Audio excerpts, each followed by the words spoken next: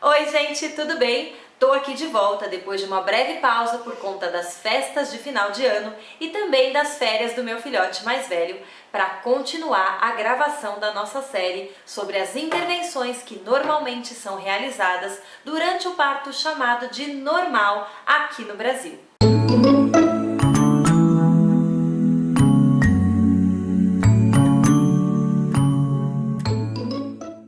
E para falar sobre essa intervenção de hoje, vou colocar até um fundo musical. E vocês podem perceber que eu inclusive estou vestindo preto, simulando luto, porque se tem uma intervenção que deveria ser enterrada de uma vez por todas, é a intervenção sobre a qual nós vamos falar hoje, a manobra de Christeler.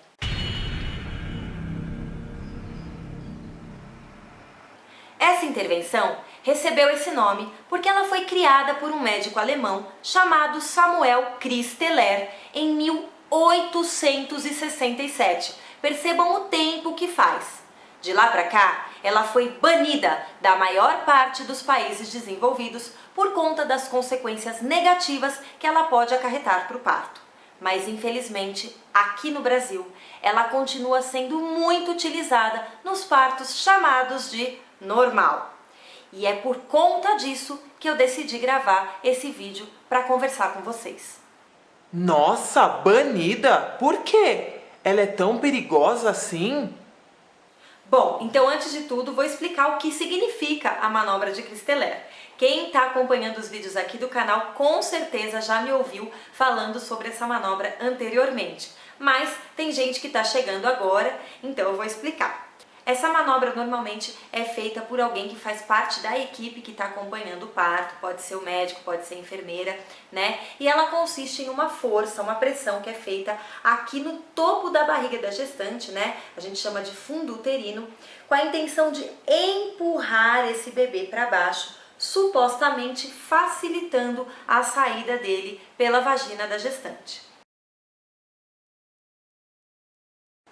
Nossa, mas é só um empurrãozinho, não vai ajudar? Por que é tão perigoso?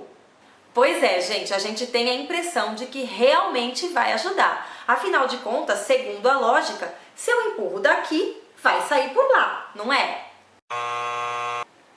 Resposta errada. Na verdade, o raciocínio não está completamente errado, mas acontece que durante esse empurrão existem consequências que podem acontecer dentro da barriga da gestante. E é por conta dessas consequências que essa manobra foi banida de diversos países desenvolvidos e que a gente espera que logo ela também seja banida aqui do Brasil. E aliás, vou deixar registrado que eu acho que esse é um dos vídeos mais importantes de toda a nossa série sobre as intervenções no parto.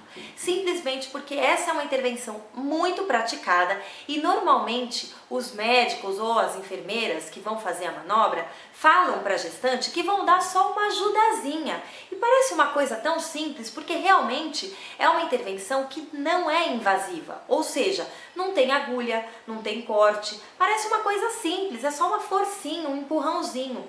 Parece simples, mas não é. Então eu deixo esse vídeo como um alerta para todas vocês que estão gestando aí do outro lado. Não permitam que a manobra de Christeler seja feita no parto de vocês. Nossa, eu tô ficando preocupada e com medo. Quais são as consequências afinal? Existem consequências possíveis para a gestante e para o bebê. Eu vou começar falando um pouquinho sobre as consequências possíveis para a gestante, porque eu já estava falando sobre isso no meu último vídeo sobre a episiotomia. Se você ainda não assistiu esse vídeo, recomendo que você assista, vou deixar ele linkado aqui em cima, vale a pena assistir para entender direitinho o raciocínio.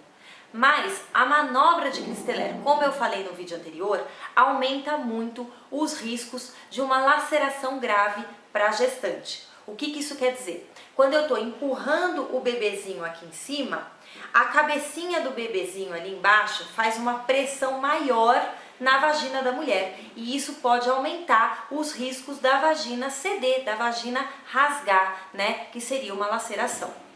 Outra consequência que pode acontecer é a rotura uterina, ou seja, o rompimento do útero. Também pode acontecer um descolamento de placenta, Pode acontecer o rompimento dos órgãos internos, o que pode acarretar uma hemorragia interna. Pode acontecer um prolapso urogenital, ou seja, com a pressão que é feita para empurrar o bebê para baixo, a uretra, o ovário, eles são empurrados também e isso pode pressionar as paredes da vagina e do ânus para fora. Pode acontecer também fratura das costelas da gestante, por conta da manobra, da força que é feita aqui em cima. Contusões também são bastante comuns e inclusive existem gestantes que ficam com hematomas na barriga por conta da realização da manobra. E pode acontecer também embolia amniótica ou a gestante pode sofrer de falta de ar ou até mesmo desmaiar durante a realização da manobra de Christeler. E as consequências para o bebê? O bebê pode sofrer traumatismo craniano, pode ter fratura de ossos do crânio, fratura da clavícula, pode ter uma diminuição da oxigenação do cérebro durante a realização da manobra de Christeler, pode ter um ferimento na coluna vertebral e pode ter lesões nos órgãos internos também. Às vezes fica até difícil a gente acreditar que um simples empurrãozinho pode causar tantas consequências negativas. Por conta disso, eu vou até utilizar um exemplo aqui com os carrinhos do meu filho, para poder facilitar o entendimento de vocês. Então vamos lá, vamos fingir que esse aqui é um estacionamento e que esse carro aqui vai ser manobrado por um manobrista bêbado, porque só um manobrista bêbado faria o que eu vou fazer aqui agora. Vamos fingir que esse manobrista bêbado vai começar a andar com esse carro antes de manobrar os outros carros que estão na frente. O que ia acontecer? O carro ia bater, certo? Agora, se esse motorista continuasse tentando sair sem o portão do estacionamento estar completamente aberto, o que ia acontecer? Ia bater também. Evidentemente que aqui o carro fica intacto, ele não amassa porque é um carro de brinquedo. Agora, se fosse um carro de verdade, o carro estaria completamente amassado. Vamos imaginar então que os carrinhos laterais que eu utilizei no exemplo anterior são os órgãos internos da gestante. A parte que corresponde à porta do estacionamento seriam os ossos da região pélvica. E o carrinho que supostamente estava sendo conduzido por um motorista bêbado, o carrinho amarelo, seria o bebê. O que a gente pode perceber é que quando a gente empurra o bebê para baixo, né, como o carrinho, ele pode se chocar ou empurrar os órgãos internos da gestante e também pode se chocar contra a região pélvica, contra os ossos do assoalho pélvico, né, da gestante, causando todas as consequências que a gente acabou de falar. Caracas, quem diria que um simples empurrãozinho podia causar tudo isso? O que eu posso fazer então para ajudar na saída do bebê e evitar que essa manobra seja realizada? Bom, como eu falei no começo do vídeo, essa manobra costuma ser utilizada supostamente para facilitar a saída do bebê. Então existem sim algumas coisas que a gente pode fazer para facilitar, né, a saída, evitando que os médicos ou a equipe que está acompanhando esse parto sugiram que a manobra seja realizada durante o seu trabalho de parto. Uma das coisas é a verticalização da gestante na hora da saída do bebê. A gente sabe que aqui no Brasil, normalmente as gestantes recebem os seus bebês na posição deitada, o que dificulta a saída do bebê. Afinal de contas, a gente vive num planeta que tem a lei da gravidade. Então, se essa gestante estiver numa posição mais vertical, fica mais fácil desse bebê sair. Outra medida que pode ajudar bastante é esperar pelos puxos naturais. Aqui no Brasil, infelizmente, a gente vê com bastante frequência as equipes fazendo os puxos dirigidos. O que é isso? A gestante chega nos 10 centímetros e a equipe começa a mandar a gestante a empurrar, a fazer força, mesmo que ela ainda não esteja sentindo vontade de fazer força. Eu já falei sobre isso em vídeos anteriores, mas repito aqui. O ideal é esperar a gestante sentir os puxos naturais, sentir vontade de empurrar o bebê, sentir vontade de fazer força para ajudar esse bebê a sair. Os puxos naturais automaticamente ajudam na expulsão do bebê da nossa barriga, né? Quer dizer, é uma medida que a própria natureza adotou para ajudar o bebê a sair. Então, se a equipe está disposta a esperar pelos puxos naturais da gestante, o que é o ideal, diminui as chances dessa gestante sofrer uma manobra de Christeler. A anestesia, quando tira a sensibilidade aqui da região do peito para baixo, também pode ser um fator que pode aumentar as chances da gestante sofrer a manobra de Christeler. Porque como ela não está sentindo as contrações, muitas vezes ela não consegue ajudar esse bebê a sair, ela não consegue fazer a força, empurrar o bebê na hora do expulsivo. Então, por conta disso, alguém da equipe pode acabar sugerindo que se faça a manobra para supostamente ajudar a gestante e o bebê. É por isso que quanto mais fisiológico o parto, melhor. Quanto menos intervenções acontecem, mais chances de ninguém sugerir que se faça essa manobra e mais chances desse bebê nascer sem nenhuma intervenção. É claro que as intervenções, quando vêm para ajudar, são bem-vindas, mas a manobra de Christeler é uma das intervenções que, como eu falei, nunca é bem-vinda. Ela deveria realmente ser enterrada.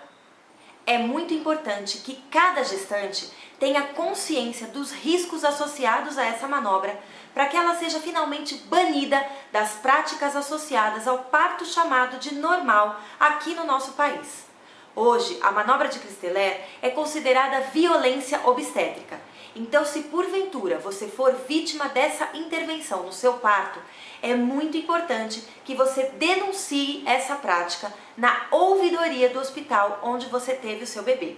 Só assim a gente vai conseguir finalmente acabar com a manobra de Christeler no nosso país.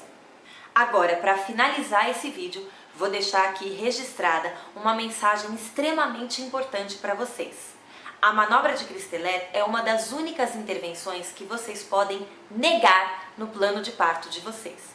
Ou seja, quando vocês forem elaborar o plano de parto, vocês podem escrever claramente que vocês não autorizam a realização dessa intervenção. Isso porque a manobra não é recomendada pela Organização Mundial de Saúde, não é recomendada pelo Ministério da Saúde e nem mesmo pela FEBRASGO, a Federação Brasileira de Ginecologia e Obstetrícia. Ou seja, vocês têm respaldo para poder colocar que vocês não autorizam a realização dessa manobra no parto de vocês. Eu estou falando isso porque a gente sabe que algumas intervenções podem ser discutíveis. Em alguns casos elas podem ser necessárias ou podem ser benéficas para a mãe e para o bebê. Mas esse não é o caso da manobra de Christeler. A manobra de Christeler realmente pode ser negada. Eu espero que esse vídeo tenha ajudado a esclarecer os riscos associados e também as possíveis consequências relativas à realização da manobra de Christeler. Caso você tenha gostado desse vídeo, peço que você deixe um joinha aqui embaixo para que eu tenha um feedback de vocês. E se você não estiver inscrita ou inscrito aqui no canal, também peço que você se inscreva para que receba as notificações referentes aos próximos vídeos que eu vou gravar. Tchau, tchau e até mais!